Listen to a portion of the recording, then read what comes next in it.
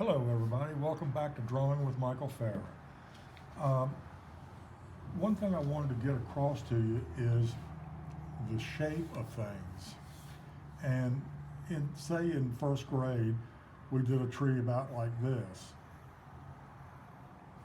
And we thought we were hot stuff. But as we got older, we realized trees don't really look like this. What we need to think about is the outside edge of things. So if I did a tree more like this, trunks don't always have to be straight. Let me put a trunk going up this way. And think about how big the trunk is in comparison to how big the foliage part is. So if I got a big old tree like this, I'm going to have a pretty good size crown of leaves on this. This is just a little one. I'm going to do a bigger one here in a minute. But you're going to have that much foliage on a tree this size, maybe a little bit more. And if you think about it, you know, you don't have a tree with all the foliage behind it, it's all the way around it, 360 degrees. So how do you show that? Well, the sun is always going to catch the outside edge or the top edge of the bunches of leaves. So I'm not going to get you to shade in every leaf. I'm just thinking if you can shade in the different branches of or groupings of leaves, it'd be a big help. So if we got the sun coming in from, say, up here, this is going to be lighter in here. And again, if my hand is a limb with leaves out here, and I've got another limb up here on top of that, this may be casting shadows on this bottom limb. So it's a layering effect. So anyway, this part is going to be lighter, so I'm holding the pencil out here at the end.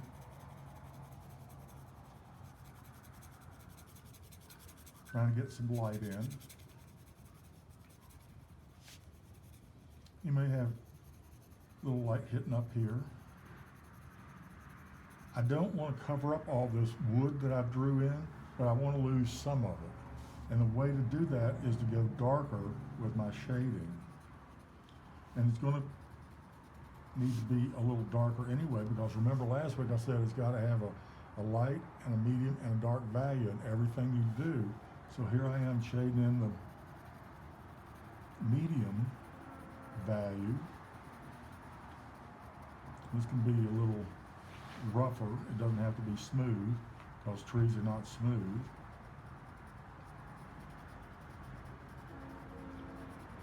You see I'm losing some of that wood, excuse me, wood.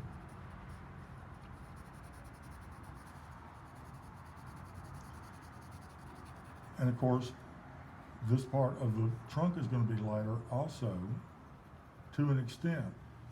This is going to cast shadows down here, so it can't be but so light.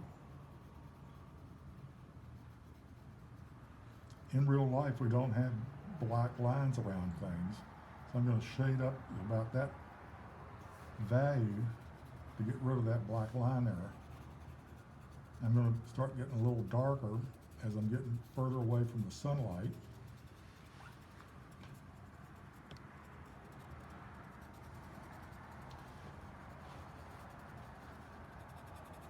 And you get on down in here where the sun just cannot get to lighten up things, it's going to be darker. So here's the darker value that everything needs to be somewhere in your drawing.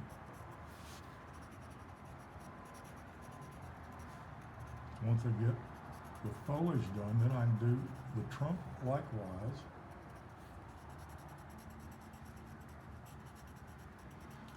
And the outside can be sort of bumpy too. It's not going to be quite that smooth. You may have leaves that extend out some. I drew it too close to the ring there. I can't get a good uneven edge there. if you've been with me through the, excuse me, the painting classes, this is, I usually put in with a rigger brush, which is a small brush, which allows me to do textural things on a small scale.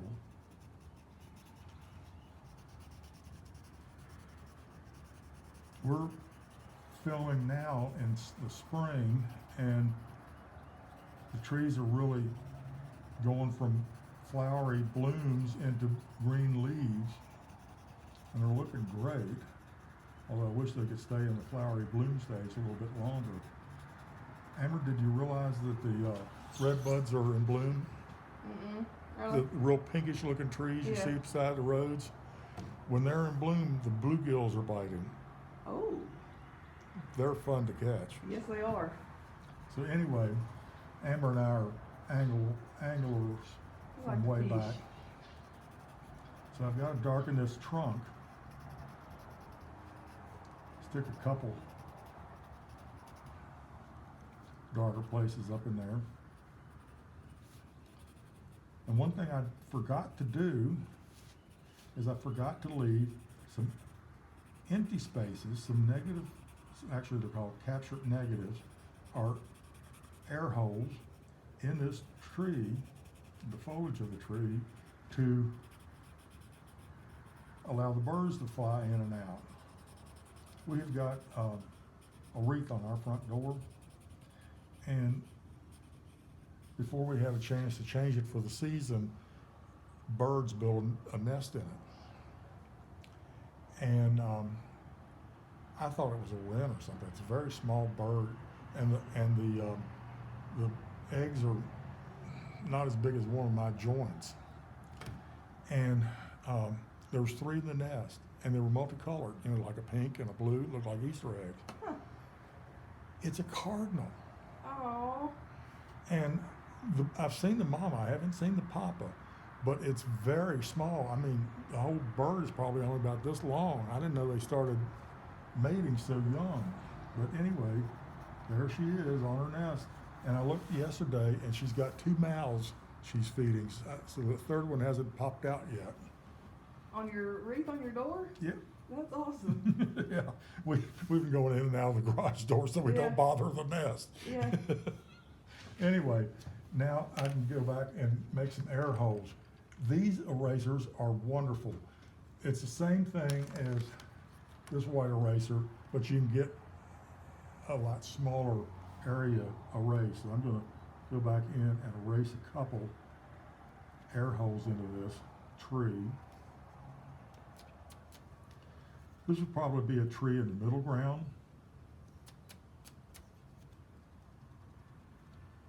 And some in the dark too. And I got a pencil on my little finger, so I'm leaving a trail where I go.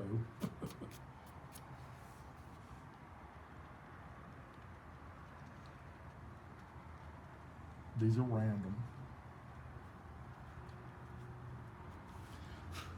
Something like that. If I was doing a tree in the distance, I could do something like this.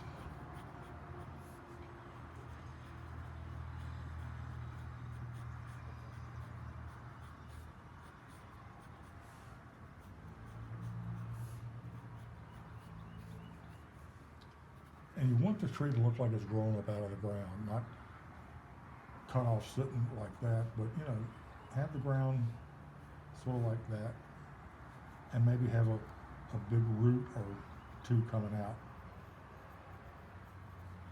It helps look like it's anchoring it to the ground.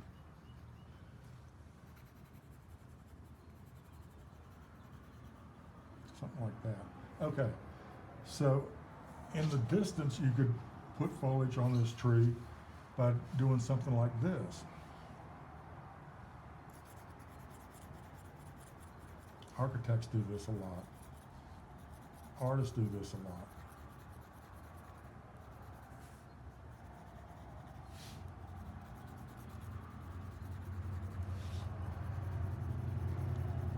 You get a bunch of these in the distance and it'll look like a tree line, or a bunch of trees in the distance. you know, no muss, no fuss. Maybe like that down here, I'll erase that off. Something like that. Okay, if I was gonna do a bigger tree, last piece in that book, okay. So, remember last week I said that the cylindrical shape, this guy, comes into play in a lot of different shapes, a lot of different objects. Fingers, arms, torsos, necks, a lot of food containers, a lot of beverage containers, and a lot of things in nature. Think of trees and tree limbs. So if I start off with a tree, I almost always draw trees the way they grow in nature, starting at the ground and working my way up. This guy's gonna have some real character, be a big old oak or something.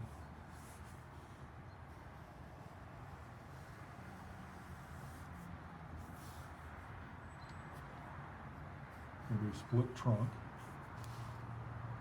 maybe multi-trunk.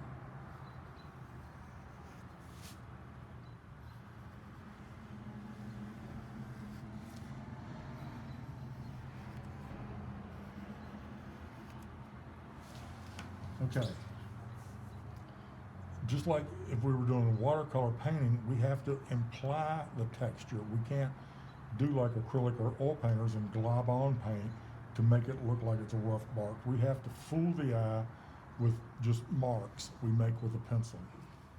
I'll get to that in a minute. But anyway, just like the sun is coming from this direction, this is, let me erase that.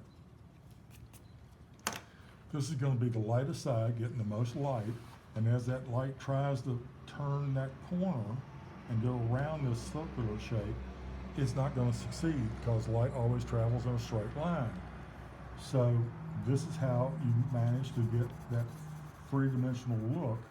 It's going to be getting a little darker and a little darker as you go further and further from that light source. Something like this. So in this bigger tree, all I've got to do is do that to the tree limbs and the branches coming off of these bigger limbs. Let me do some of those. And I don't know if this is a oak or a hickory or a what kind of tree, but it's a big tree. It's been here a long time, and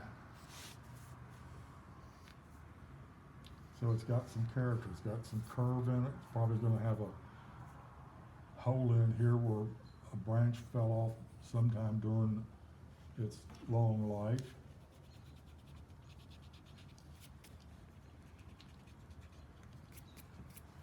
I erased that because the limbs need to be tapering up to a point, and you don't necessarily want lines here unless this is growing in front of this, which it could very well be.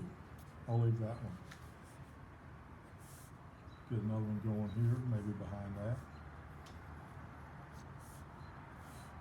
Get a guy coming off here.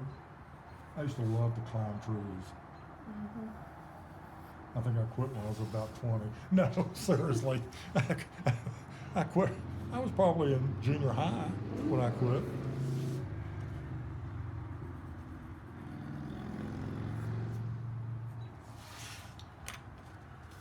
So anyway, now we've got some limbs in, now we can shade.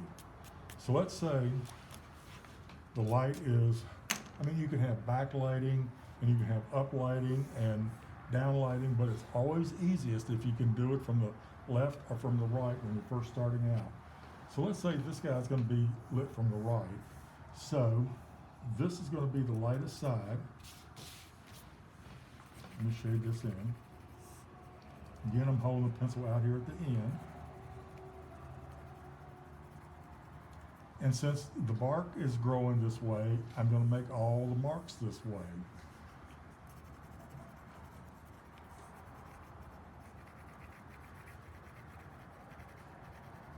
at least for a while.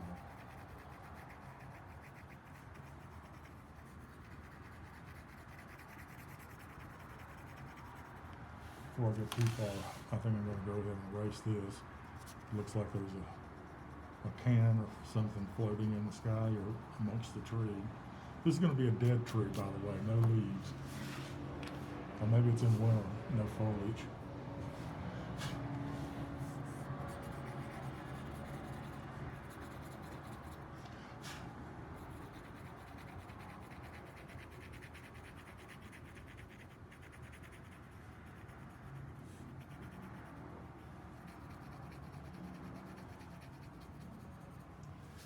Any idea how many are watching us in this session, Amber?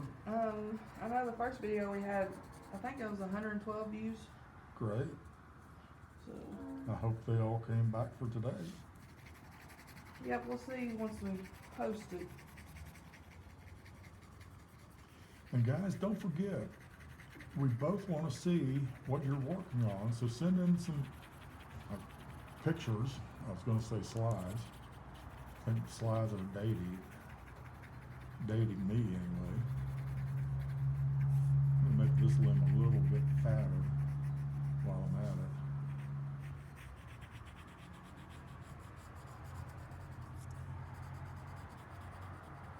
So basically I'm going to treat each part of the limb and the smaller limbs and maybe little branches growing off as I did that cylindrical shape. That way, this bad boy is going to look very three-dimensional. I'll try to shade quickly because I won't go over a lot today. May not get all this done. See how we're doing.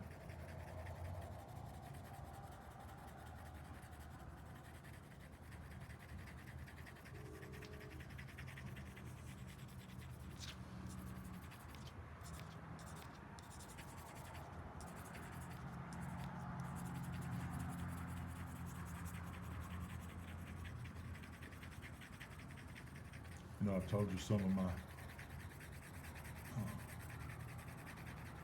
experiences working as a cashier at Kroger. I haven't told you any experiences as when I was teaching in high school. We had this math teacher, and you know, most teachers adapt to the class that they're teaching. Mm-hmm. This guy taught the same way every year. And his philosophy was, if they don't get it, they don't get it. He didn't care. He had a job, you know. And I just thought that was cruel and heartless. But anyway, he would teach. And, you know, when you're teaching somebody face to face, you can tell if they're getting it. Yeah. And if you start getting above them, they sort of get that lost look. And he never saw that, or he didn't care.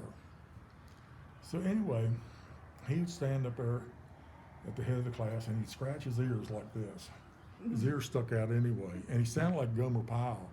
He'd say, my, time will pass, but will you? Yeah. my.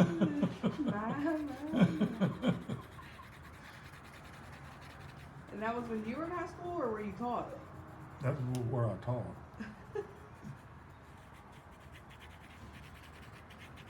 And there was usually 3 math teachers, and they'd both been there for like 100 years. So they would choose the classes they wanted to teach, and the new guy who came in, or woman that would teach math, they would stick them with the classes they didn't want to teach. Mm-hmm. But I mean, the other math teacher that'd been there was one of my best friends there. And I mean, he would come in early and work with students, he'd stay late and work with students, and he'd work with students on an individual basis. And he could tell, you know, Mary Sue's having trouble with this, so I'll slow down and go over it. And, you know, and somebody else is getting it real well, I'll work with them at a little quicker pace. But old Sam, he'd just stand there and do the same thing day in and day out.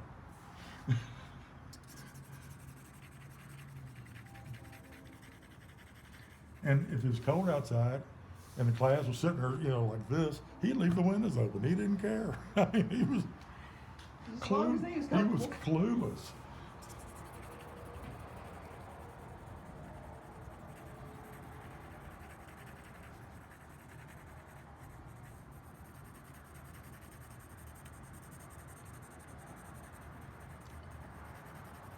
Okay, let's just concentrate on this part of the tree.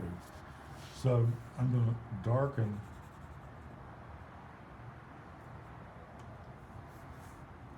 a little bit. I'm going to darken underneath. Even if the light's coming from this way, the bottom is probably going to be darker than the top. So I'm going to darken this a little bit.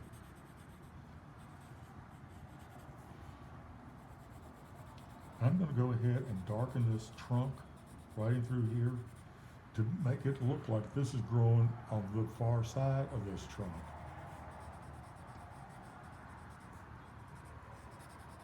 And how much you shaded this to make it dark, that's sort of up to you.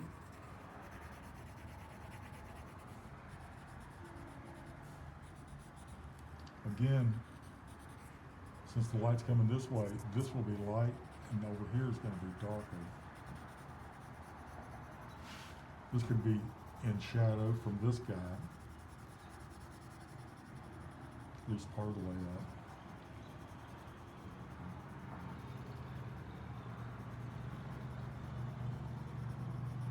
He told a class one day that they'd make good astronauts, and they sort of had the dumb look on their face, and he said, "Because y'all are just taking up space."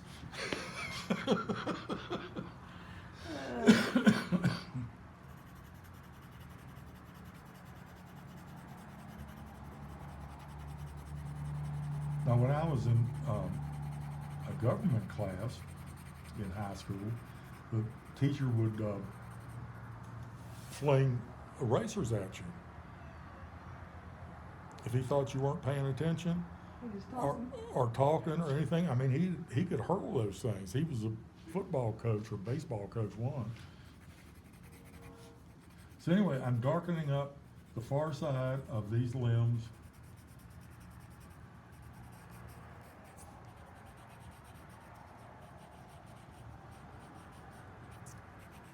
You're going to have this one look like it's growing out of this side of this.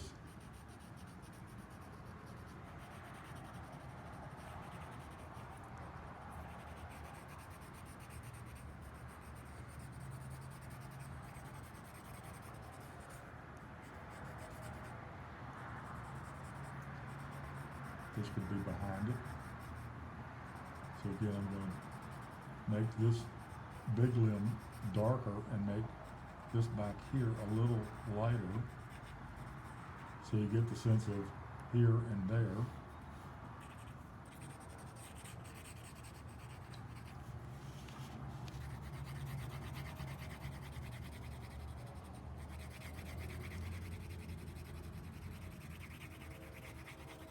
Let me get on down here in the main trunk some.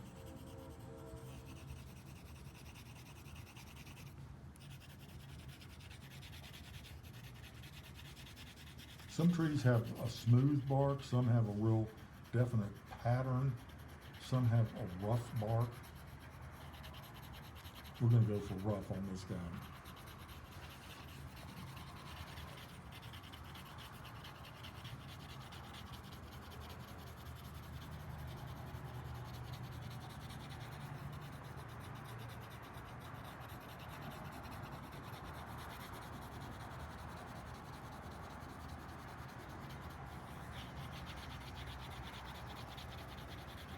If you wanted to go this way and help get the girth of this tree, now would be a good time.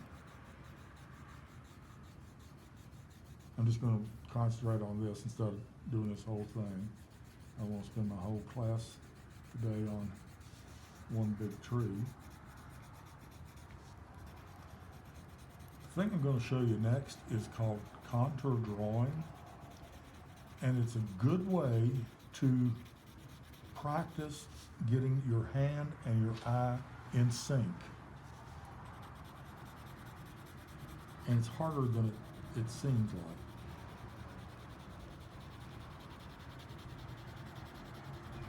But you do it enough, and you can develop muscle memory in your hand.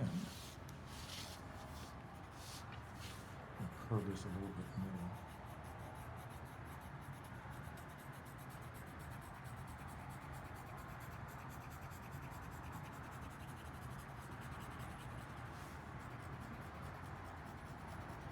I always like to draw on a couple sheets of paper or the backing of the drawing book instead of, say, like a tabletop or something else, because there may be some imperfection here, and this is totally flat. It's not gonna, if I had like a little bump of grit or something here, it's gonna telegraph through my drawing, and I'm not gonna be able to get rid of it. It'll come up darker. And it's usually a place where you don't want a dark circle. Maybe a miniature circle, but it's still a circle.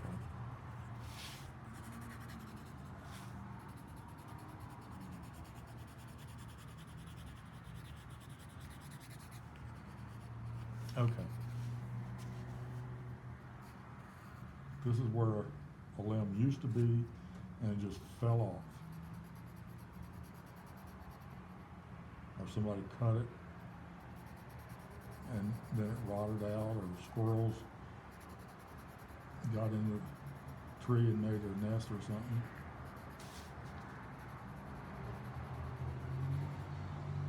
This is a number 2 I'm using.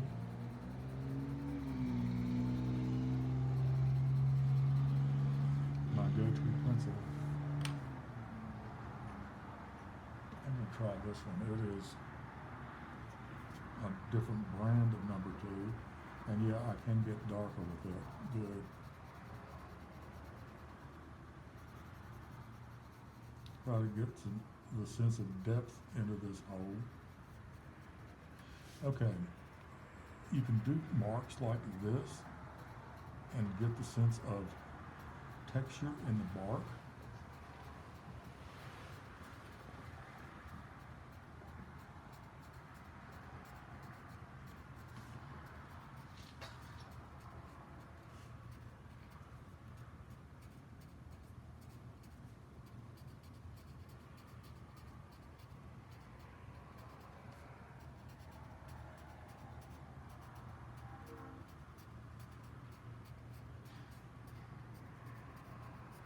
And again, this is going to follow the edge of the tree.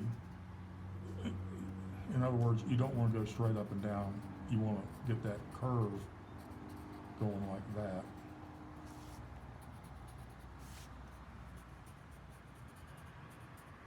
And you don't want it solid. You don't want to cover up all that nice shading you did. Guess you could make it a little lighter on this lighter side, couldn't you?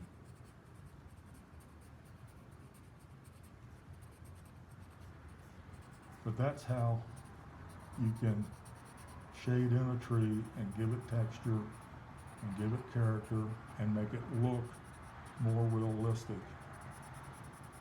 And of course the other side, tree of middle distance and a tree a little bit closer. So there's that. For the contour drawing, I looked and looked and looked and looked in my house, and the only thing I could find that was not symmetrical, believe it or not, was this little pitcher. I made this out of clay 40-some years ago. And I think non-symmetrical things are easier to draw. That way you don't have to necessarily match up the left with the right. So things like bottles, candlestick holders, that sort of thing are kind of hard to do. One thing I forgot to get, let me run off out of the camera lane for just a minute. Be right back. Well, here's some brushes.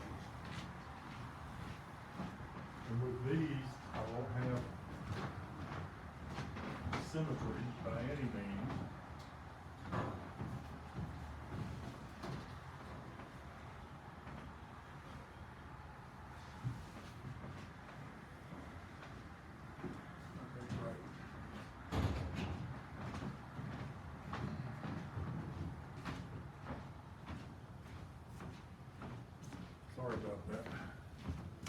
So,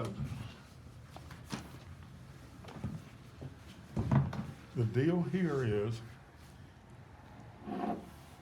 you want to look at just the outside edge of what you're drawing. And as your eye goes around it over here, your hand is going to be following over here on the paper. It's one long continuous line. I'm not going to worry about this hole in this handle, in other words. And this is how you get the hand-eye coordination to line up, get in sync. So, and trust me, the first ones you do will not look anything like what you're looking at. Don't be alarmed, don't be discouraged. It takes some practice. But I'm going to start, say, right here at this back lip of this little pottery piece. And as my eye goes up around this lip, my pen is hopefully following where my eye is going. And there's no trick to doing this. There's no way of counting or anything like that. One thing you can do is shut one eye. And what that does is it flattens the object down.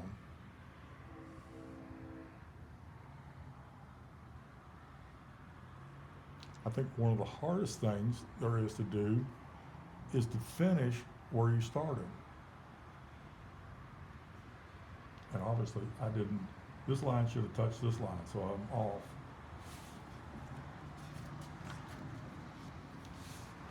Copy paper works great for this. And you know, it doesn't have to be new copy paper, it can have printing on one side. And it doesn't matter what you draw as long as you draw it. I mean, you can draw anything. You can draw your keys, you can draw your other hand, you can draw your shoe. It doesn't matter what you draw. Just concentrate. I'm going to hold this up more like this. See if I can get a better job. All right, I'm starting right here, going up.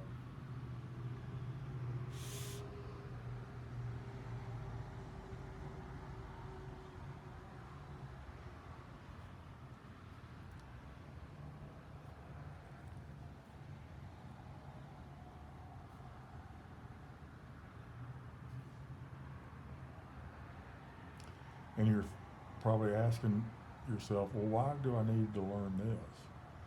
Well, once you have the luxury of looking at the paper as you draw, what you can do is just zip right along. You'll have the assurance of knowing that your hand and your eye are working as a team.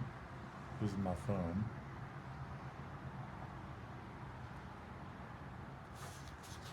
My pen's not working really good. Oh well.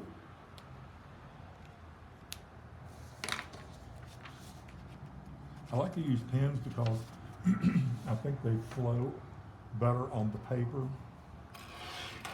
Let me try this. Okay. Get this out of the way. I'll start at the top.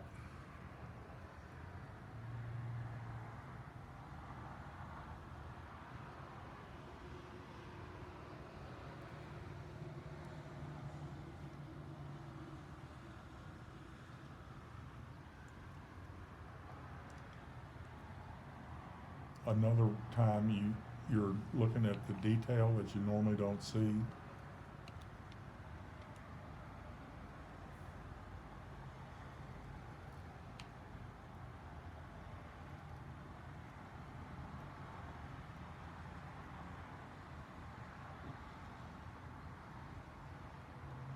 I get better after I warm up some.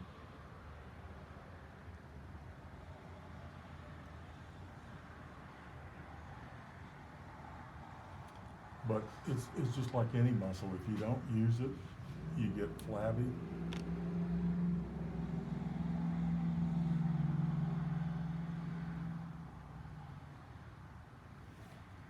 Well, it looks sort of like it. Pretty good, I'd be all over the place. Well, I have drawn off the paper before because I'm looking at this so hard, I don't realize I'm close to the edge or whatever. Let me give this guy another shot. Okay, I'm going to start right here.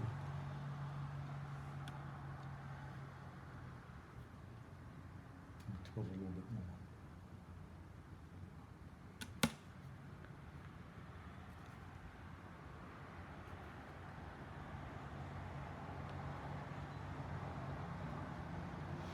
But once you get one object down pretty good, what you can do is do a little still life of two objects. Once you get those down, do a little still life with three objects. Okay, I think I'm getting to the edge. That's my left hand.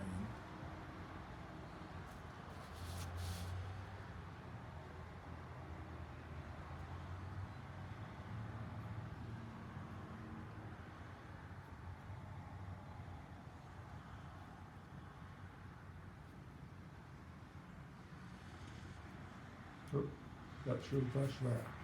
I'll have to work on that at home.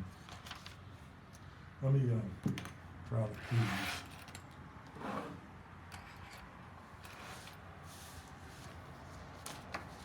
I think I've got more cards to the stores than I do keys.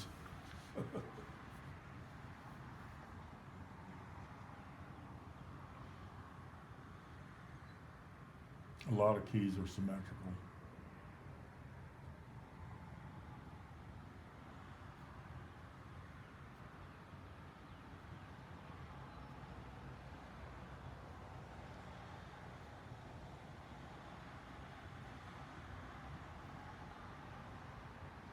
Since you're just doing the very outline of the object, whatever it is you're drawing, it could be perfect version of what you're doing, and it will still look kind of weird.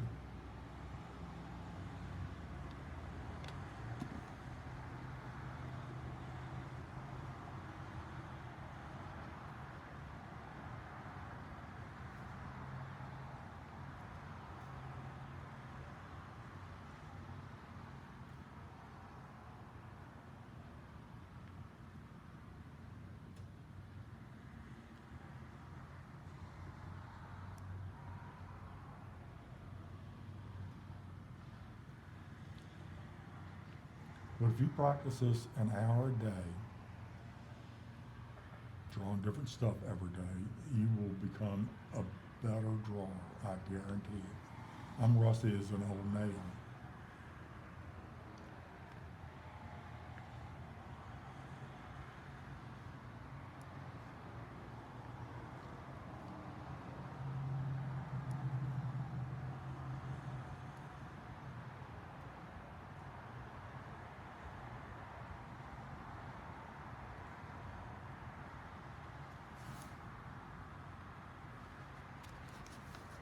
Some funky looking keys.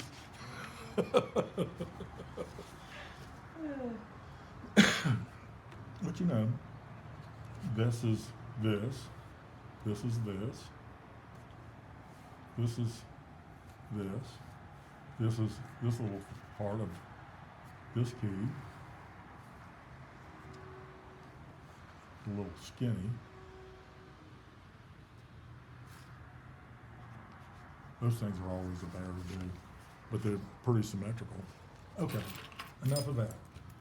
What I want you to do is, like I said, practice that, practice that, practice that, and you will become a lot more proficient at any kind of drawing you want to do. Let me, oh, I was going to do some brushes. Let me do some brushes real fast. These are asymmetrical.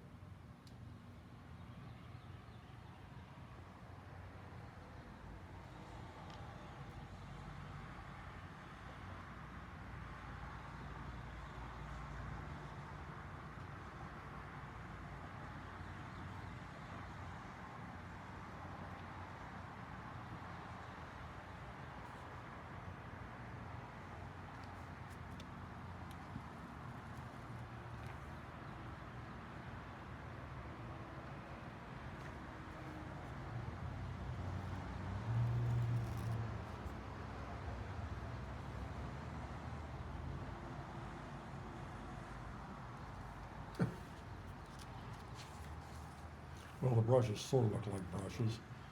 I was really off on the pottery thing again. But keep at it. You'll make this your goal. Be better than me. Okay, so there's all that. People find out, that I'm an artist, and they say, oh, well, I can't draw a stick man. And I always tell them, well, come to my class and I will teach you how to draw a stick man. So you're in my class and I'm going to teach you how to draw a stick man. And this will work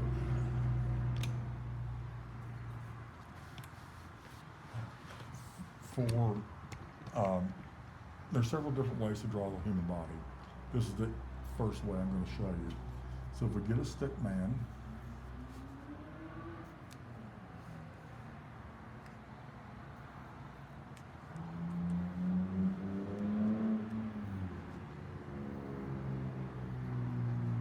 these are kneecaps, patellas.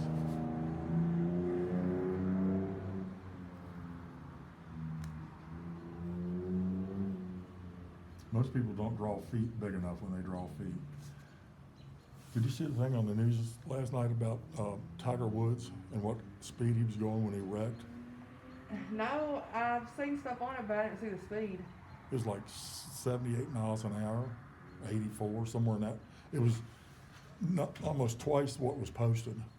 Did they find alcohol or anything in Nope, nope. it? It's just speeding? And they're not going to charge him because he was, no other vehicle was injured, and he suffered such injuries, they're not going to pour salt on the wound, basically. But that's what they came up with. Okay, so here's a shoulder, here's an upper arm, elbow, lower arm, we'll do a hand, same on this side. Maybe this guy's waving at you. He's a lefty. Okay. What we need to do is just flesh this guy out a little bit. So I'm going to fatten up his neck some and his shoulders and his arms.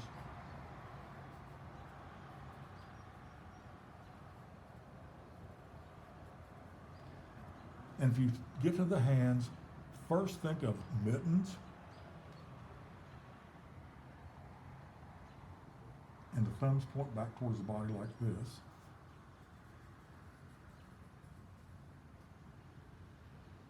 Give him a torso, another upper arm, skinny down at the wrist, a little fatter there. There's the mitten, here's the thumb. Go ahead and give him a couple fingers.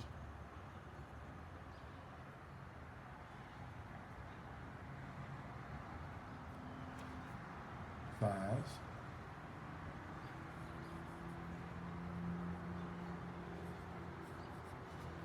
Calves.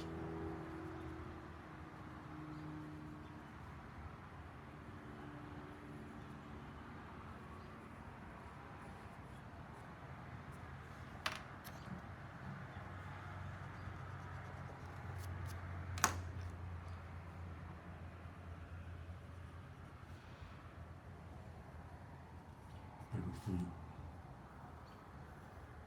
Belly. Okay. So, you can erase these original lines and it looks pretty human-like.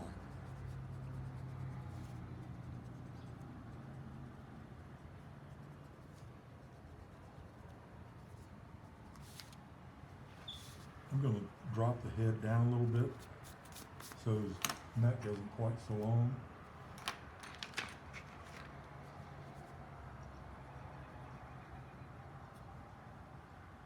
Sort of like that. Okay? I taught you how to make a stick man and then turn it into, another way you can do it. I call this the mannequin man. And back to the basic shapes. think of the egg shape. Now turn that upside down.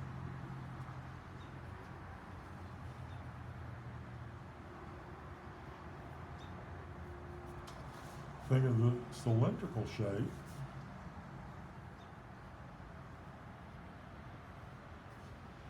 That's going to be my neck.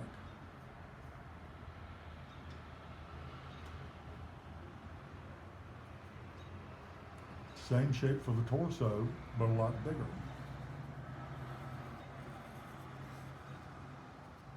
It's going to look like the Tin Man out of the Wizard of Oz here in a minute.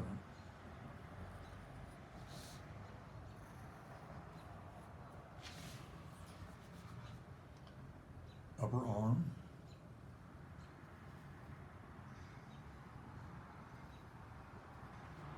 Cylindrical shape.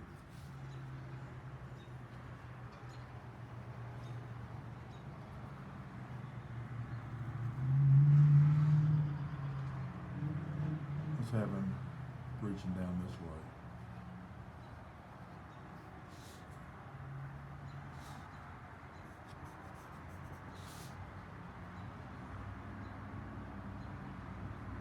Let's just run it on out. I'm going to taper a little bit because it's skinnier here at the wrist than here anyway. I'm going to give him some thighs.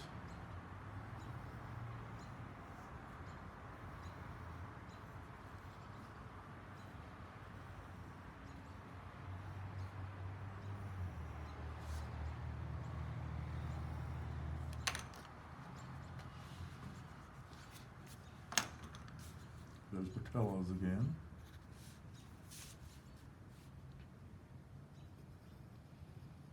I'm going to taper these because the ankles are smaller than the knees.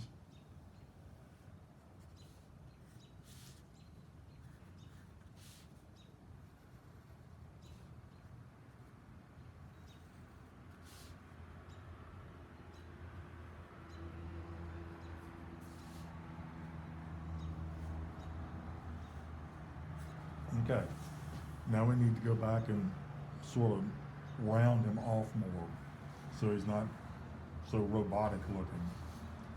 So I'm going to drop his chin down a little bit more on his neck.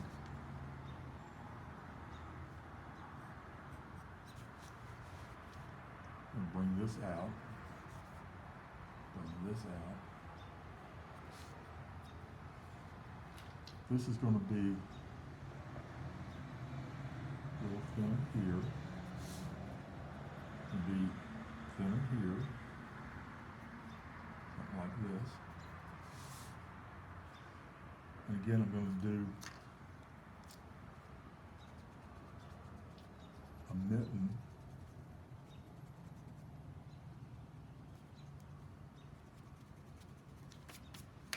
Elbows are pointy.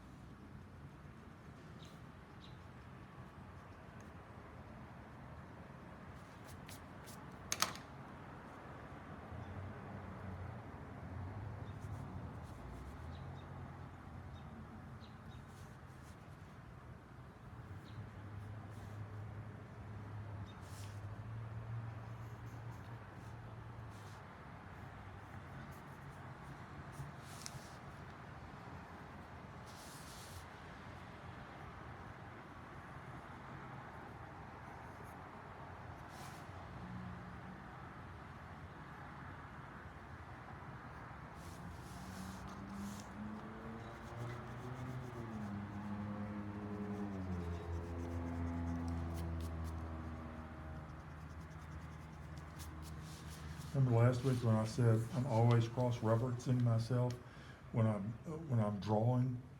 You know, how far is his right foot away from his right ear, say? Or look at this cuff versus this cuff. Where does the hem of his shirt fall?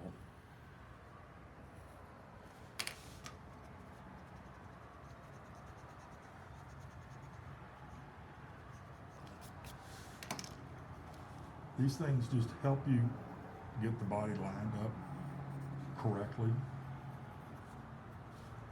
I'm gonna give him some pants. Looks like he's got eyeballs at his knees, doesn't it? Yeah.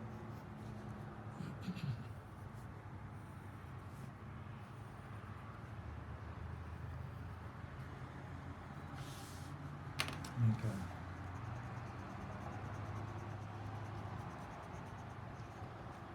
So again, he's beginning to look more humanoid.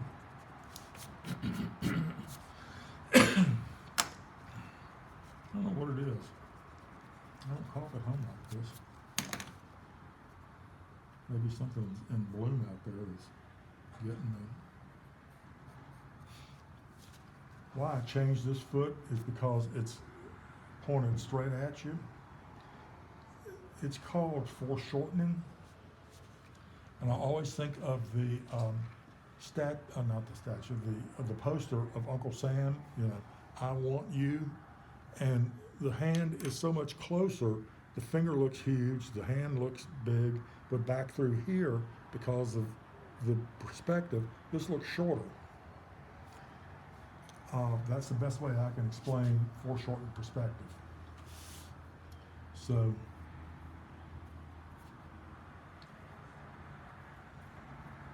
as one of my professors said, if you can, avoid it. I had some lazy professors.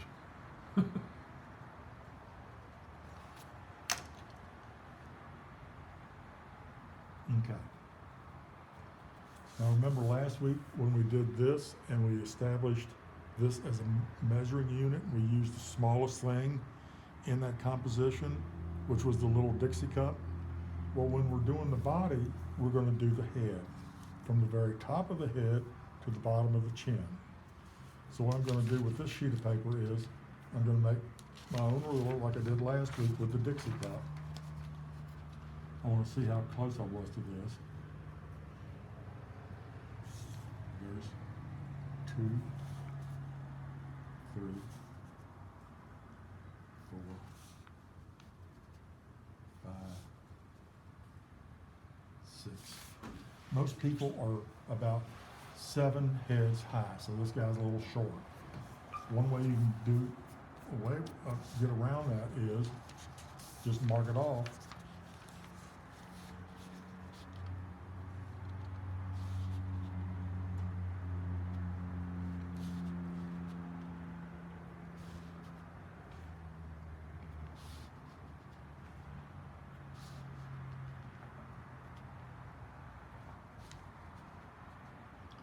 Okay, bottoms of the feet are going to be right here. The top of the head's going to be right here. If the person is sitting, the proportions will change, of course. It may be, say, 1, 2, 3, 4 to the bottom of their seat. Say they got their legs out like this.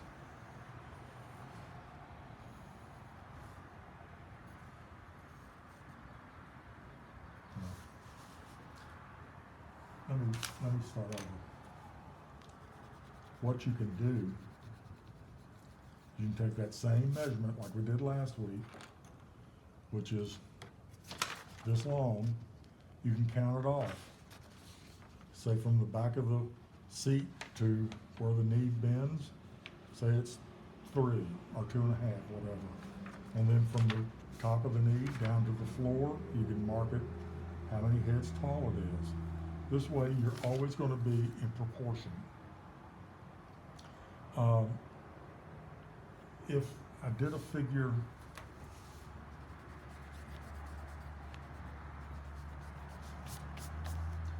like this,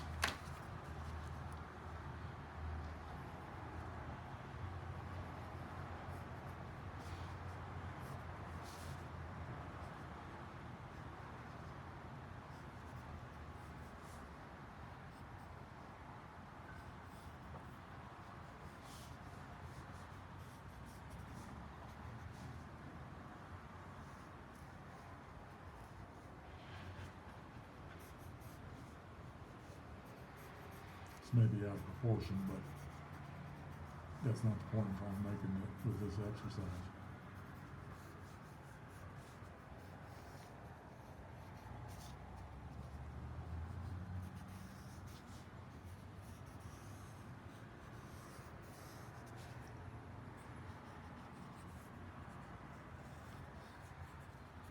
Okay.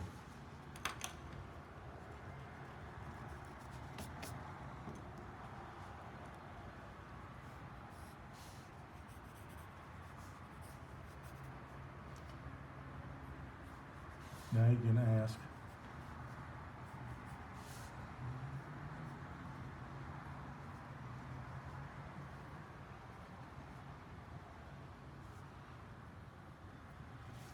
which is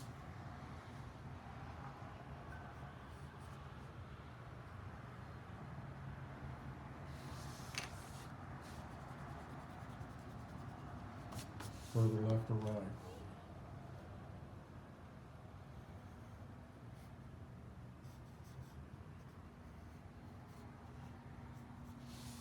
If I drop that invisible plumb bob down, like so, from his right eye, which is further to the right, his left heel, or his right heel, or his right leg, his right hand. It's a lot easier when I got somebody standing there, or I can stand there in front of the class and say, you know, which is which, and I can move around and change real quickly. But this is one way you can cross-reference yourself. Okay. Hopefully there's no questions about the body. Again, if you were going to shade it, think light one side and dark the other side. So, you know, and folds in cloth, believe it or not, usually fall into triangular shapes. So, let me do this guy. He looks a little bit more realistic. He's got a shirt on like mine today, a good old t-shirt. Anyway, say the light's coming from this side.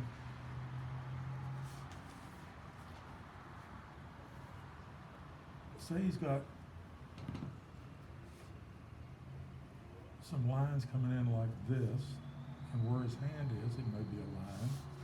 So, shade these in.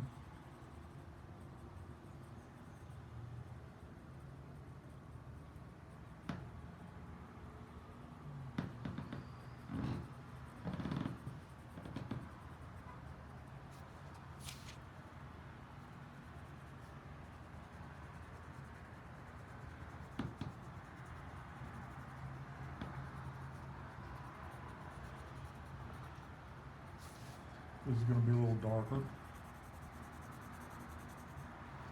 Under here is going to be a little darker, same as here. This side of the neck's going to be a little darker. Even if it's a white shirt, I'm going to get rid of that dark line I drew in originally.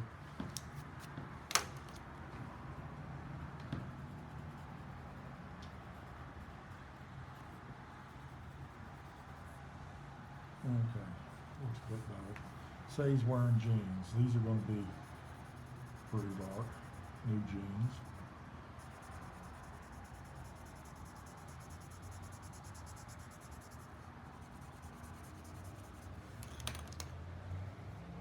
I don't think I'll have to change that.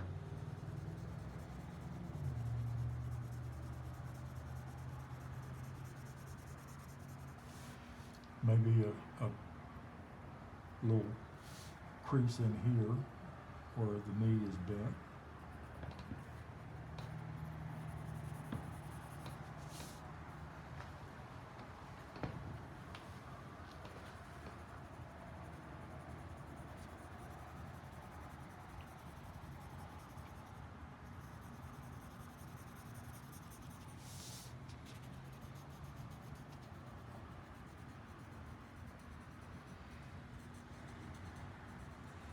And I'll tell you, stripes and polka dots are easier to do enclosed than plaid.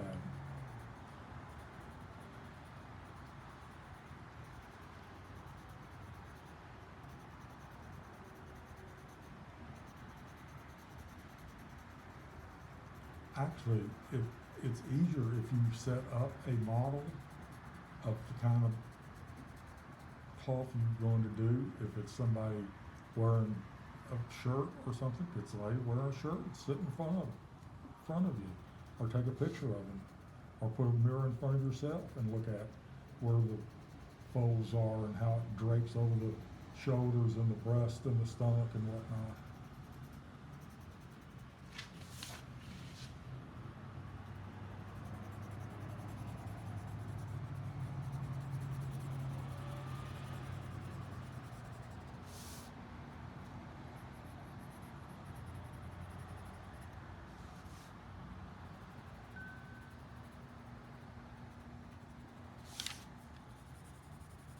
It's that cheap paper. So anyway, there's that.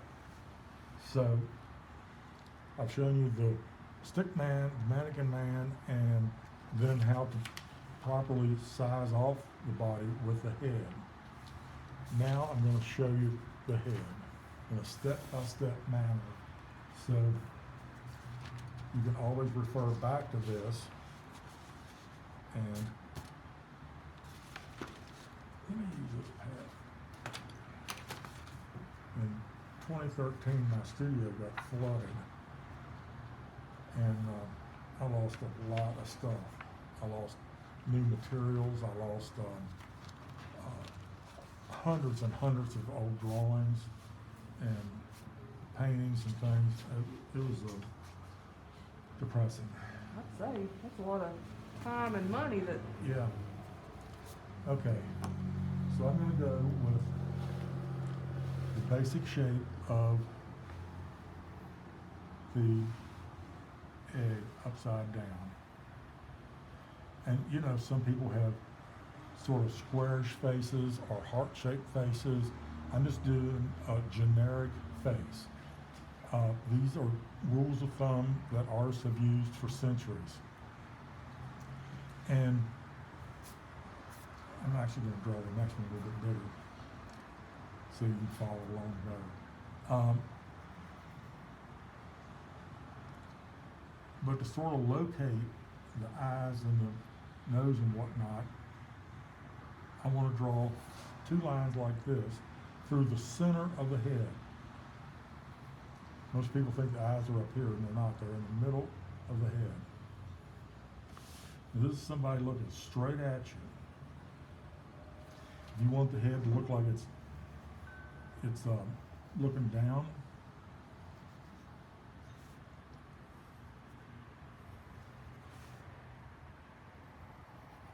put it like that. If you want it to look up,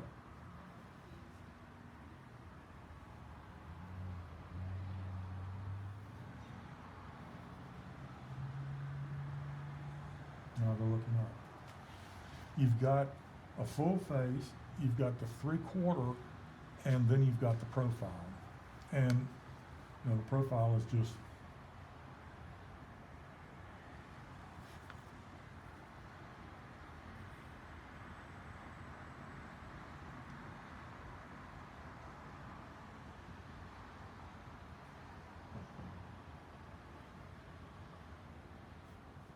too short.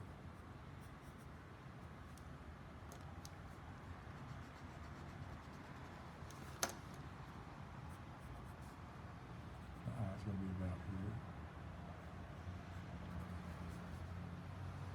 And the ear's actually going to be about here.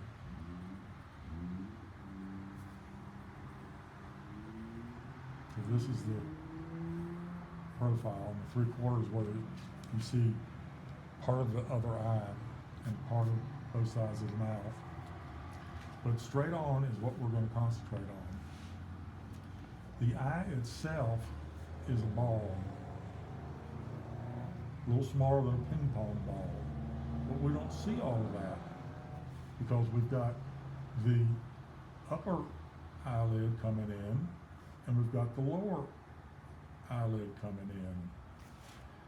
Here would be the tear duct, and this is the iris.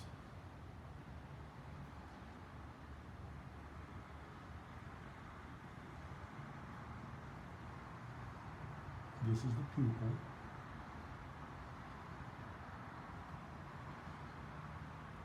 Remember last week I said that there's always a wet surface to the eye, and that means there's going to be a white reflected light back to our eye. So I'm just going to say, okay, there's the reflected light in the pupil right there. Now some irises are almost solid. Some have rays that come out almost like the rays of a sun, like this. Some irises have a real dark line around their outside. Some are a little bit more cloudy than others.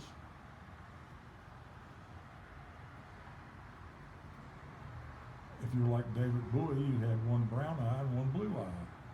I'm sure there's a medical term for that, but I don't know it.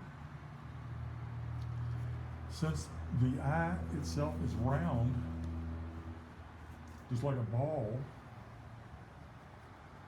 and the light's coming straight at it, it's going to be a little darker over in this corner, and a little darker over in this corner. So I'm going to darken right here. I'm going to darken right here. And since I've got, let me do the side view of the eye. I'll do it right here. A very round eyeball. Anyway, you've got the upper lid coming in something like this, and the bottom eyelid coming in something like this, and this is the part of the eye you see. This hangs over the eye, so it's going to cast a shadow on the eye. So I'm going to shade here.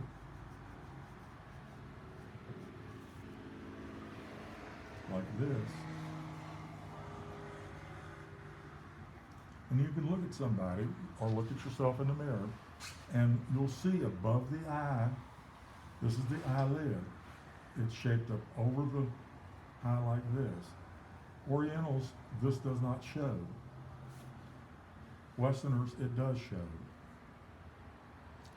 So,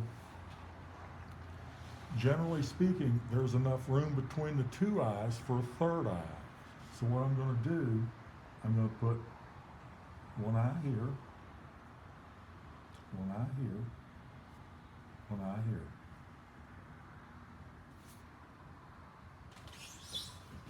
Now I'm going to put the iris in. No, I'm going to worry about the middle eye. That was just for spacing.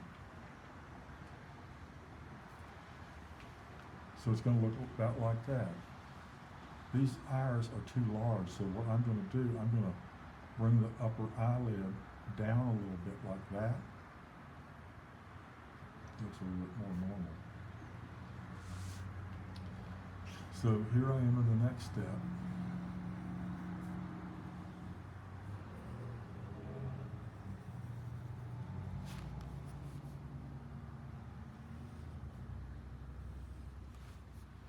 So this is what we got.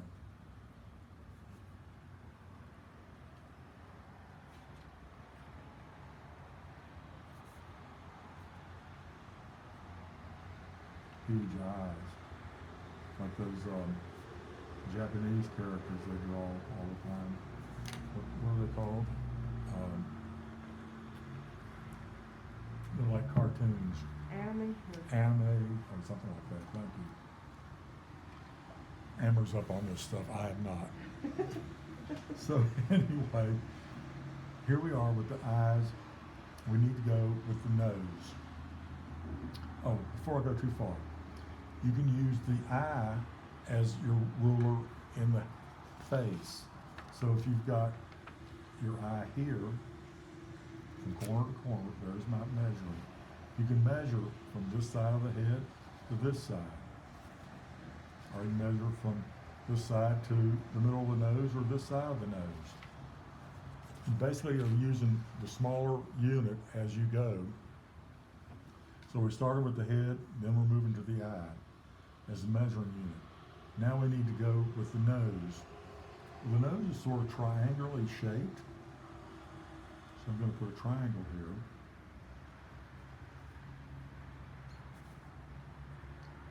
And I want the bottom of the triangle to be about halfway between the eyes and the bottom of the chin. About half. Maybe this is a little long chin, but this. Okay. So we go from this to this. Now we're going to do the next step.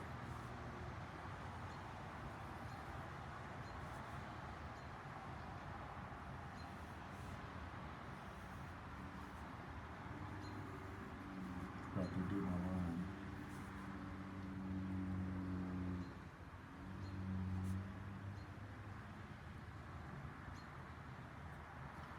Unless they have been surgically fixed, nobody's nose is perfectly straight. Trust me, I've looked at a million of them, maybe more. They either lean to the right or the left, and I don't know why that is. I don't know if it's the way the baby grows in the womb, or if it takes after the mother or the father with a crooked nose or what. But anyway, nobody has a straight nose unless it's been fixed. So here's my triangle again. If you think about it, the point of the nose sticks out about like that. And the sides of the nose go back like this. So I'm going to erase these lines. So I've gone from this flat to this more three-dimensional look. And the eye sits back in a socket. A skull looks sort of like this. Amber, don't you laugh at my skull. She's already laughing.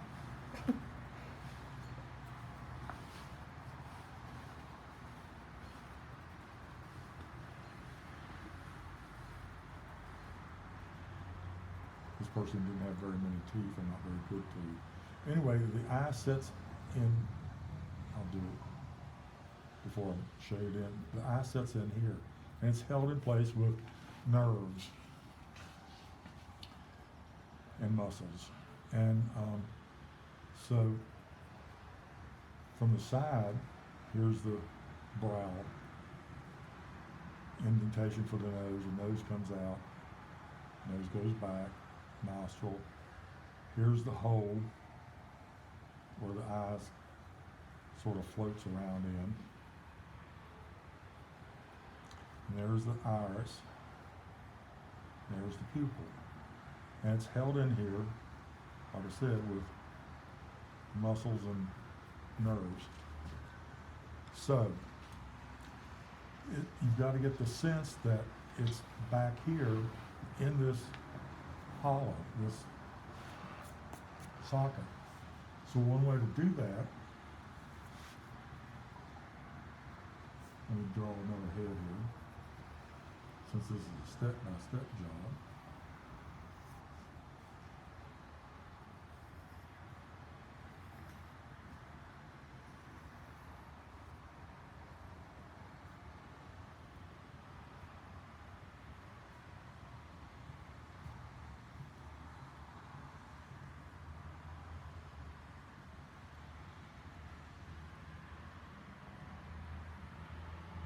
Okay, this can curve up into the brow here, and unless they've been plucked or taken out and tattooed back in, the eyebrows are not the same. Actually, this side of the face is different from this side of the face. Supposedly we have a kind and a mean side of the face. I don't know which is which. But if you don't believe me, try that test at home. I'll show you an example. I've got it here Xeroxed off, actually. You know, everybody's seen the famous photograph of Walt Whitman, the American poet. Well, that's old Walt. Well, this is what Walt would look like with two right sides. And this is what he looks like with two left sides. So altogether, You really need a left and a right to look like you, That's crazy. isn't it? Okay, so anyway, let's do this brow. Make it a little different. Gotta get that upper lid in there. Get the iris in there. I'm going to erase a couple of these lines we don't need anymore.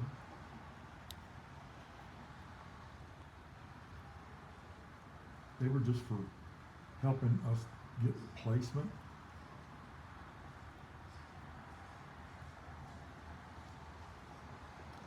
The difference between men's faces and women's is men have a heavier brow and heavier cheekbones and jawbones. Women are a little bit more refined.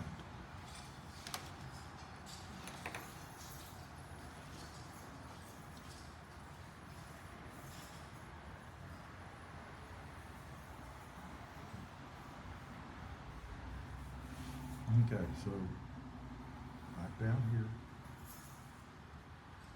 Got the eyes.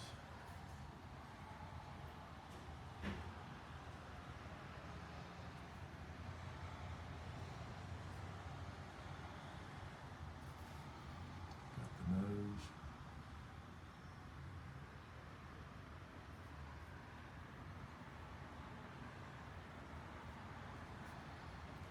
Now you're wondering where to put the lips. The lips come in about halfway below the nose and the bottom of the chin. They do tend to be a little closer to the nose. So I start with the upper lip. And you wonder how wide to make them. The rule of thumb is the widest part of the lip lines up with the pupil in the eye.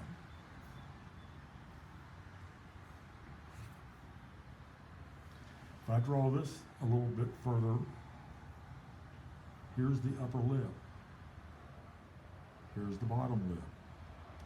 If the light source is up here,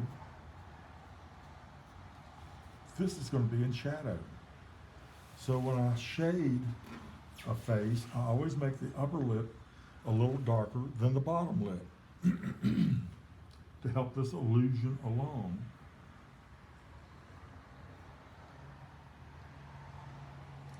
You want to be careful with the lips. You want them to make sure they look like they grow out of the face and they haven't been painted on, unless you're doing like some 1940s Hollywood star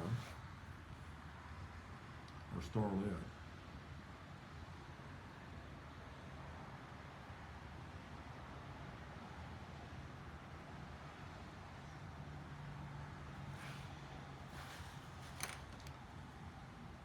I know they're not symmetrical, but that's a little too lively.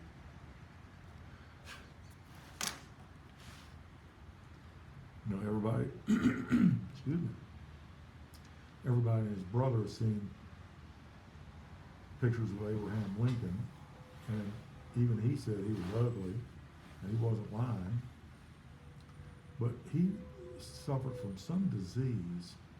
I don't remember the name of it, but that's why he had such large hands and such large feet. And if you look at the features in his face, they are really unsymmetrical. I mean, one side of his mouth is like this big and the other side is like this big. It's really strange looking. So we're making headway with our little head here. Sorry about the tongue.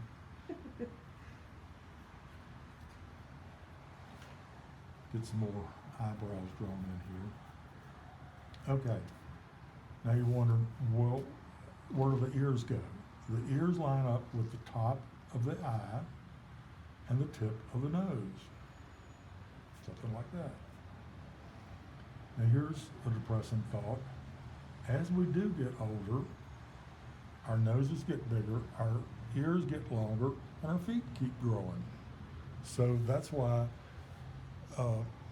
that size 10 shoe no longer fits. You got to go to 11 or whatever. Okay, so we've got the basic head drawn in. Now we'll shade it in a little bit. I'm going to erase these lines.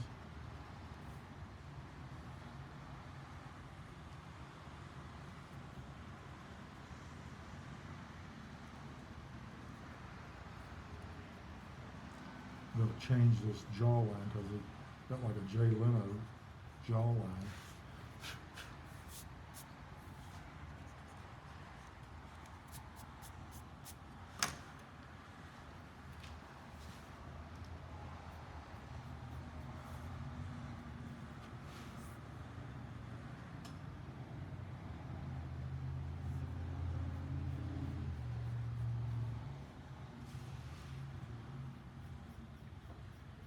Kind of make it a little more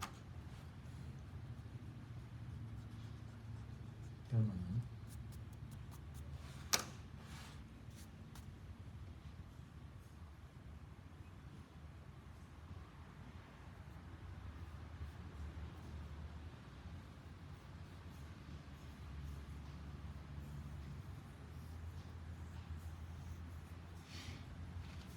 Okay, so to shade this gal in,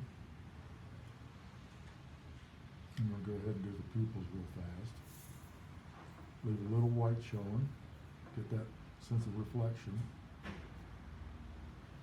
Do the iris. Have you ever noticed anybody and their eyes are so brown that the whites of their eyes look blue? Never noticed it, but Check it out sometime. I've seen some that their eyes are so brown they look black almost. Yeah, yeah. Now, since she's a lady, she's probably going to be wearing some mascara or something, so I'm going to be putting a little heavier eye treatment on her here. Just a little bit on the bottom.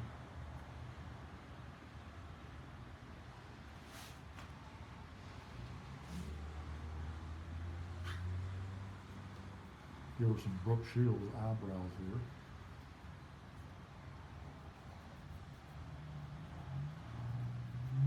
I saw old Brooke in some sort of an ad the other day, and she is not aging well. I thought I had problems, but she's got problems. I mean, she used to be beautiful. She got more wrinkles than I do.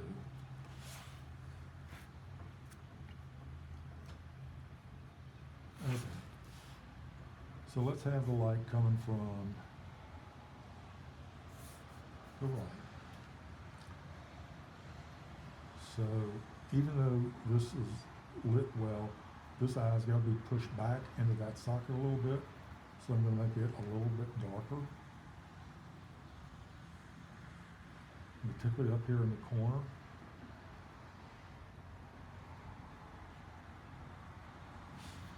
This side is going to be even darker because the nose can be casting a shadow here.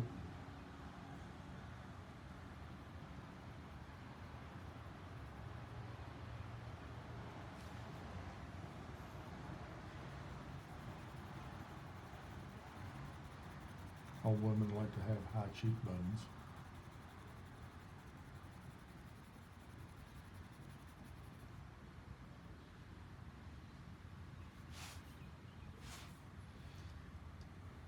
You have to be real careful shading women's faces in. You don't want them to look like they're wearing a beard. Unless they're a sideshow lady or something.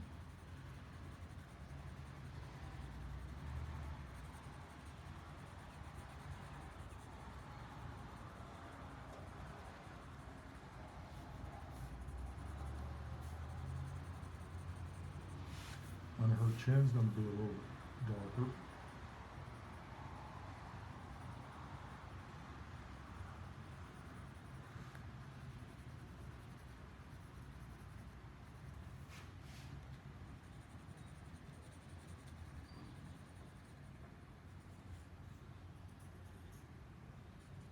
Maybe she got ruffles on.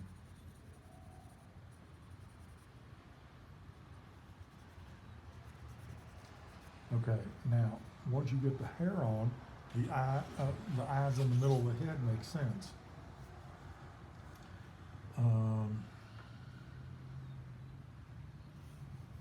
always sort of stuck as to what kind of hairdo to put on a woman. What's it have? Oh, you got yours up in a bandana. You're no help today. Sorry. Okay.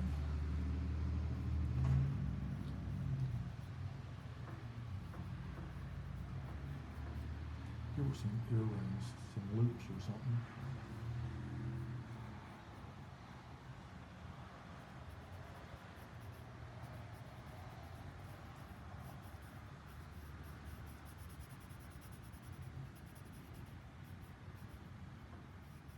And you'd shade this the same with charcoal as you're doing with pencil.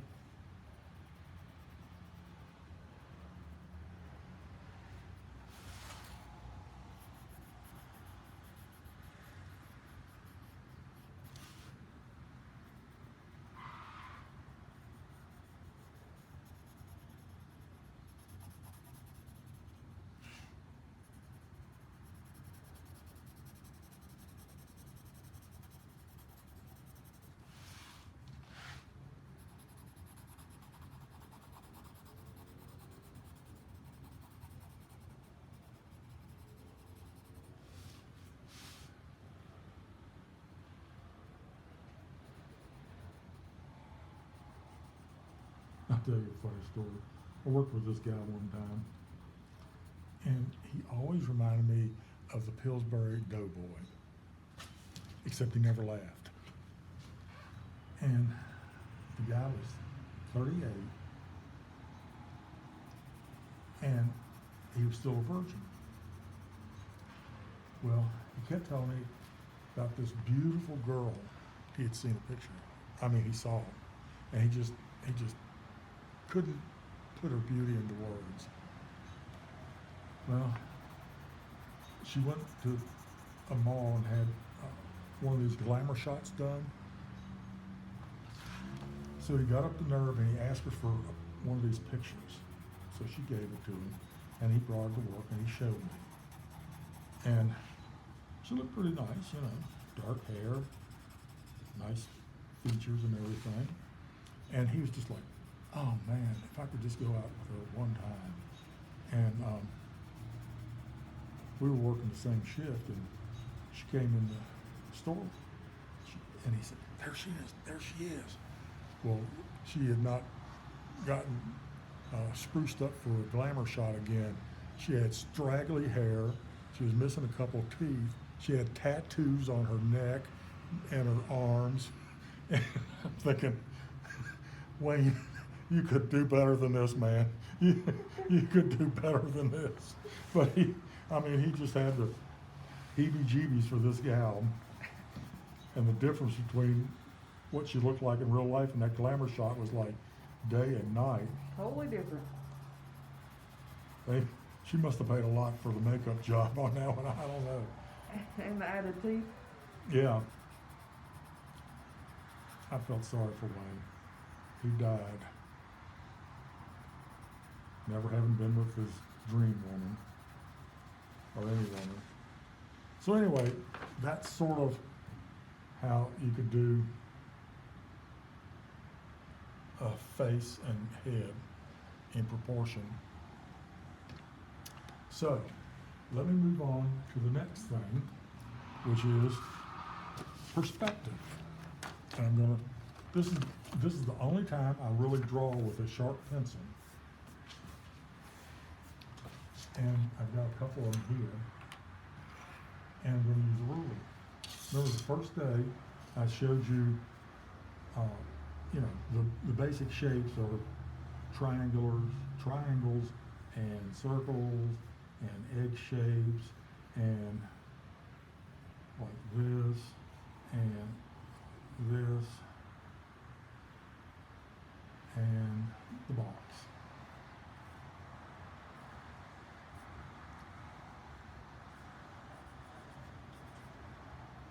Okay. This box is drawn in 2-point perspective. But anyway, to get things to look like they're in 3 dimensions, you've got to give them that sense of depth. So now this looks like it's 3-sided, and you do these by shading them. Maybe a little more ball shape. So if I wanted to do, say, a box in 1-point perspective, and it's just 1 point perspective.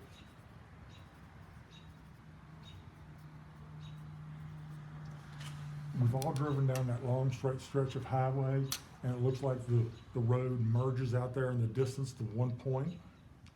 And you know, it's 20 foot apart, left line to right line, but out there in the distance, it looks like it merges. Well, that's a prime example of 1-point perspective. So I'm going to draw a box. And in this, all the verticals have to be parallel with the sides of the paper. And all the horizontals have to be parallel with the top and the bottom of the paper. So I'm just eyeballing this. If you find you're having trouble drawing parallel to the sides and the top and the bottom of the paper, what you can do, go to the art supply store or office supply maybe, and buy a triangle like this. This is a 90-degree angle, which is what you want. And you line the bottom up on the paper like this, and there's your 90. You slide it over, there's your 90. Slide it over here, there's your 90 degrees, there's your 90 degrees. Okay, so anyway, I'm going to put my vanishing point over here, just for the heck of it. So all of these angled lines have got to go back to this 1 point in its space. And this is a good time to draw lightly, not a lot of pressure, because there's some bracing that needs to be going on. So I'm trying to draw lightly. So basically you just connect the corners of this box with that dot back there in the distance. So to make this look more like a box, I'm going to give it a side, again, parallel with the sides of the paper, and parallel with this line, and using this, I need to line up this with this, and I just draw a line across. Okay. There's like a box of chocolates or Cheerios or something laying on the side.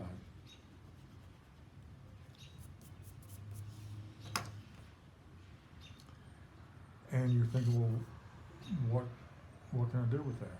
Well, you could do something like this, then a little easier if I hadn't made these lines so black.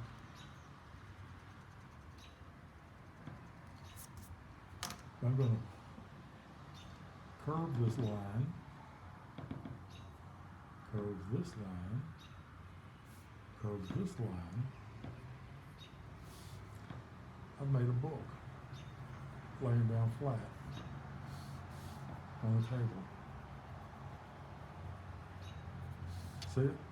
This is the open end where the pages are. This is the front of the book. This is the spine over here. Okay. Say I wanted to do books standing up in a row, up on a shelf. I'm going to start with a vertical box.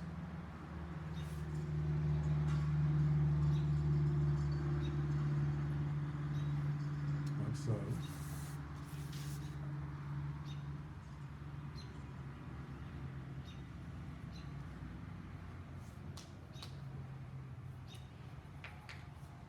All right, I'm going to put the vanishing point over here.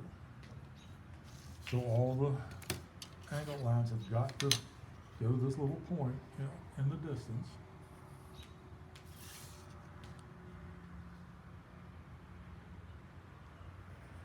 Like this. I'm gonna throw you a curveball. I'm gonna have some books of different heights. So here's the first book. Here's the second book. It's gonna be a shorty. It's only that tall. This line here has got to be parallel with this line.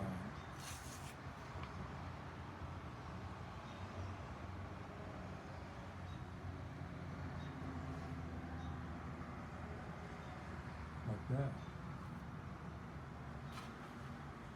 Let's have this book a little in between those two.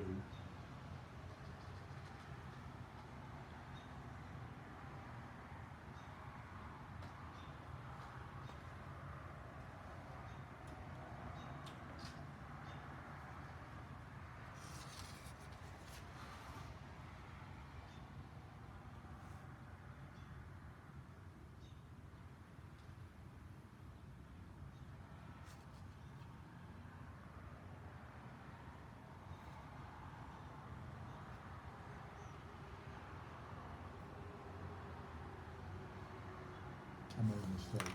I'm sorry. That's why they make erasers, right? My bad. I knew it when I did it, it was not right.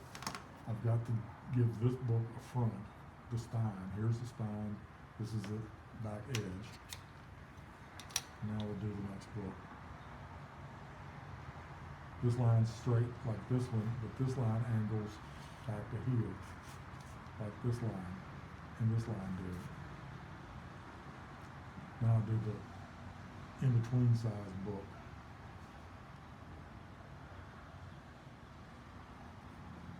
So there's the spine. Here's the angled line. Here's the back edge of this medium-sized book going back, just like this guy did. If you wanted to lay some books down in here, you could do that.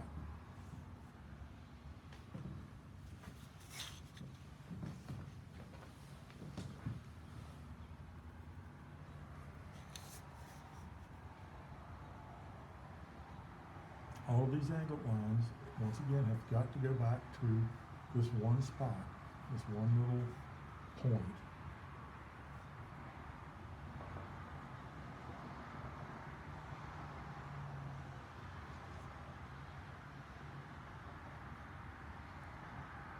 You're like me, you're not necessarily neat about stacking your books back up. So you got little ones on top of big ones and big ones on top of tiny ones.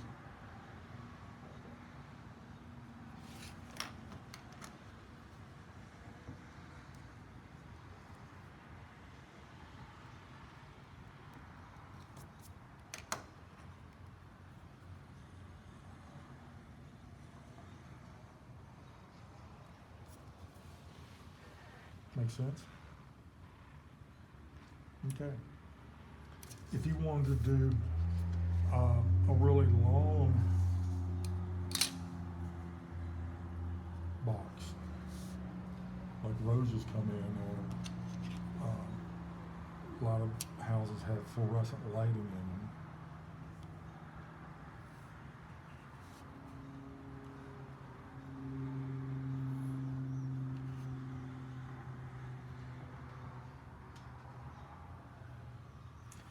Here's my vanishing point.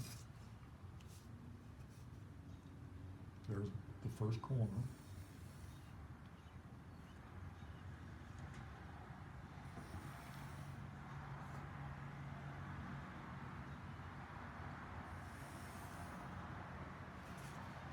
See, I want to stop it right here. Again, this is going to be parallel with the top and bottom of the page. And you can erase all this because you don't need that now. But every time you draw a box, you need a vanishing point for it. It is not touching this one, say.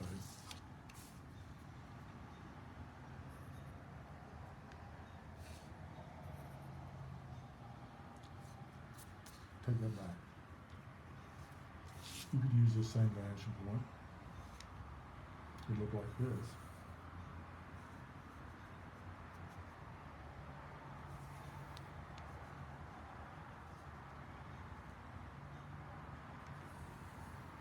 I was thinking two-point perspective, not one point.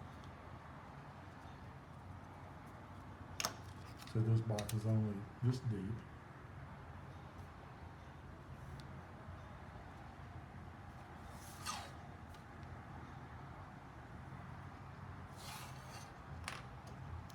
And erase all this.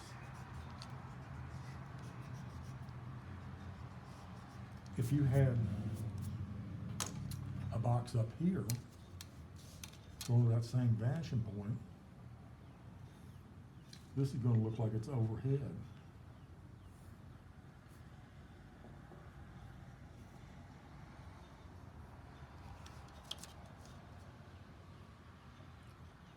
Here you see the top of the box, top of the box.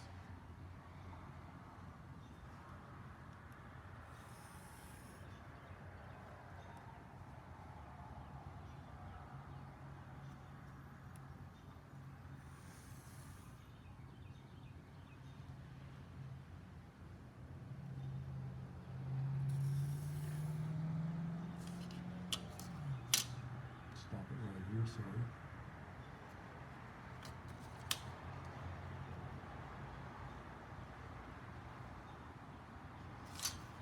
So now you're looking at the bottom instead of the top. Pretty cool, huh? Mm-hmm.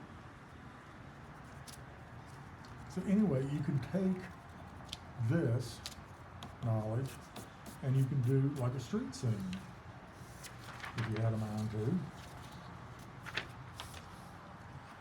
I like to go to downtowns of cities and look at the old architecture where, you know, it hasn't been modernized.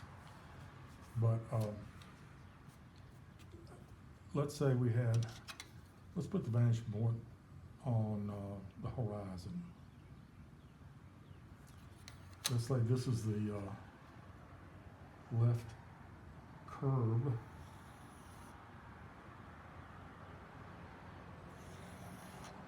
This is going to be the sidewalk in front of these buildings.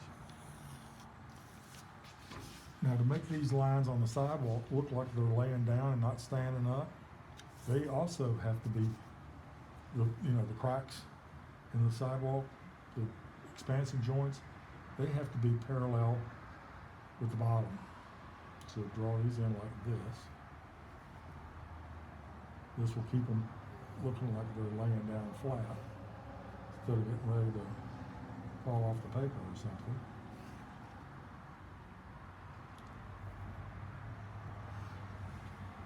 But you could have two twins.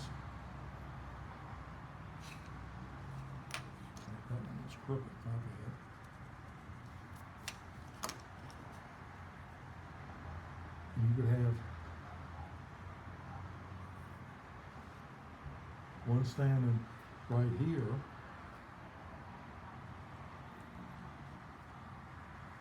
one standing down here,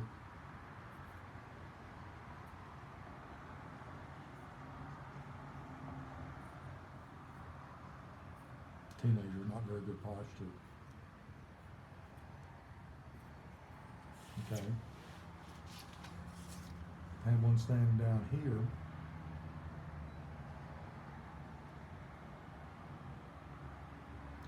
He's going to look a lot shorter because of that illusion that he's further down the street. He's going to be shorter.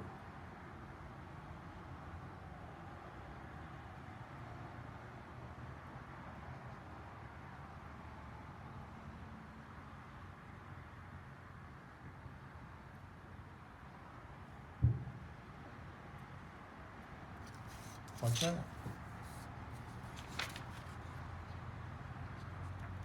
Okay, say you wanna put a building right here beside the first twin. Again, this has gotta be parallel with the sides. Make this building a tall one. And we'll give it a door so people can go in and shop, spend their money.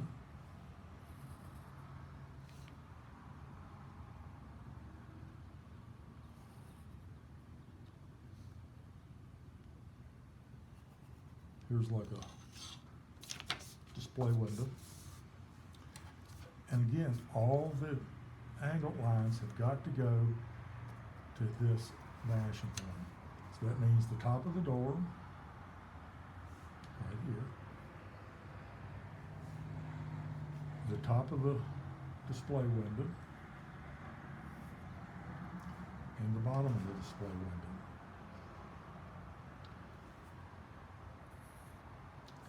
If you wanted to indicate the thickness of the wall here, again, it's a straight line parallel with the bottom of the paper.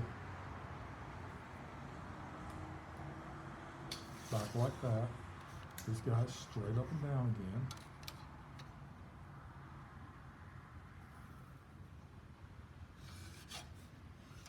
And this is going to go back to that vanishing point because it's an angled line. Like that. Make this like a transom over the front door. Make it a little taller. Like that. Say the door's open. Again, this would be a straight line here. Parallel with the bottom of the paper. And if you're in doubt, use that triangle. Or that could be the door open. Make that look a little bit more like a transom. There we go. So if this building is brick, all the long sides of the brick need to go back to here, and all the short sides of the brick need to go parallel with the sides of the paper. If you've got windows over here, same thing. Do 2 or 3 windows. The whole purpose of this is to try to get the sense of depth in your drawing.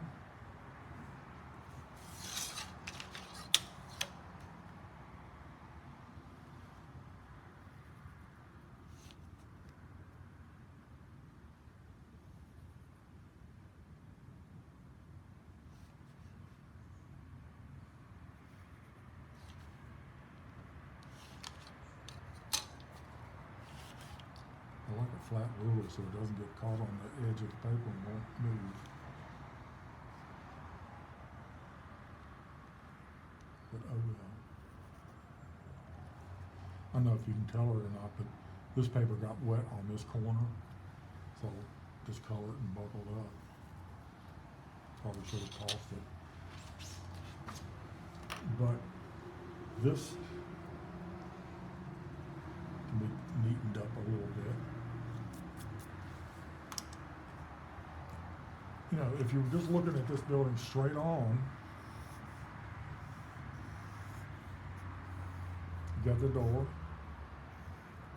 you have the display window, and you got 3 windows up above.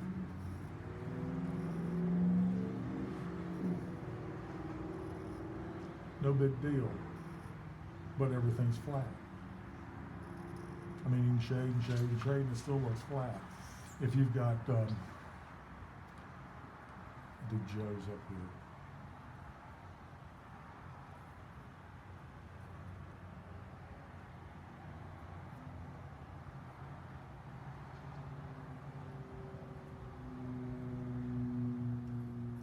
Okay, if I put Joe's on this side,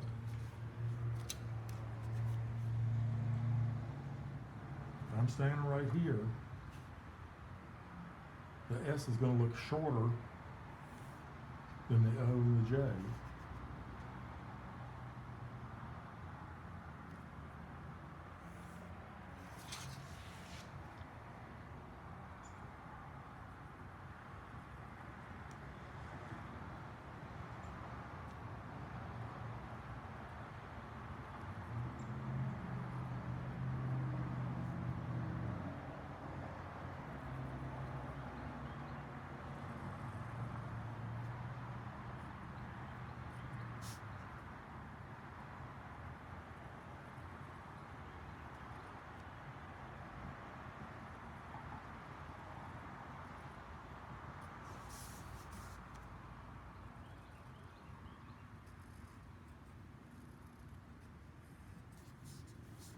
see.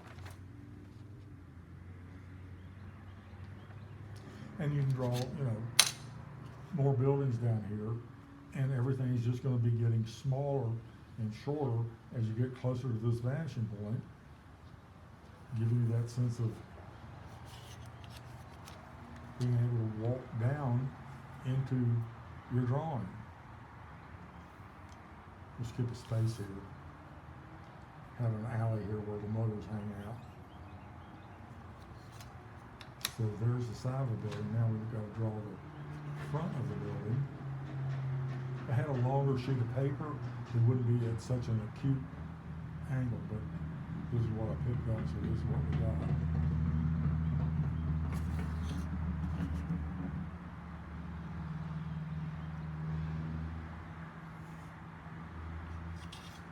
I used to always teach the perspective unit at the end of my courses, and somebody said, and I'm glad they did, why don't you teach it more at the beginning so we could use it?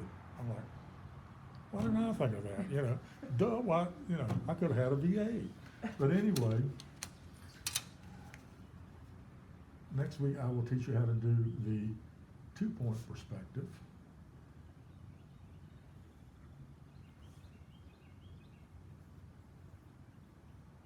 Which I think we see more every day anyway. But again, to make this point finer, we'll put the window on the opposite side, and the door on the opposite side.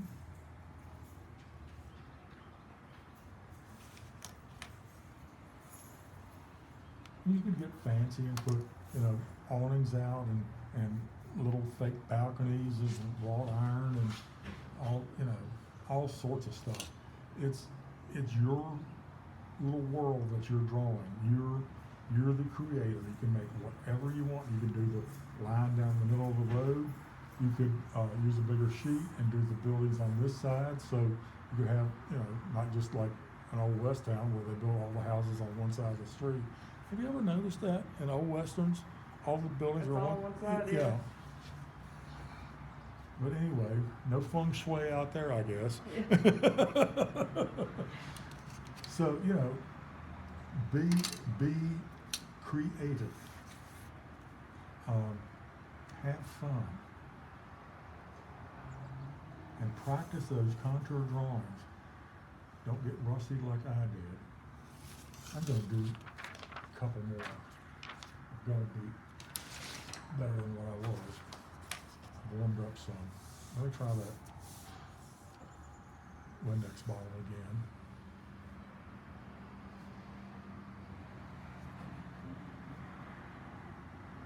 Yeah, shut one eye, and that helps flatten everything.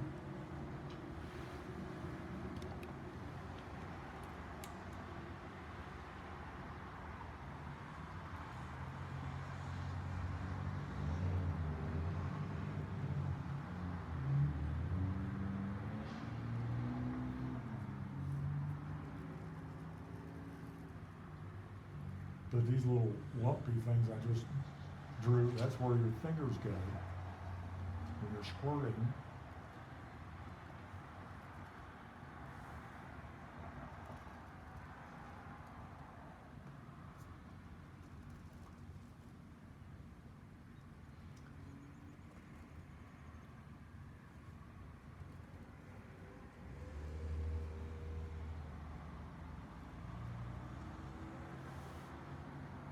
Well, if this had ended up here, it wouldn't have been too bad.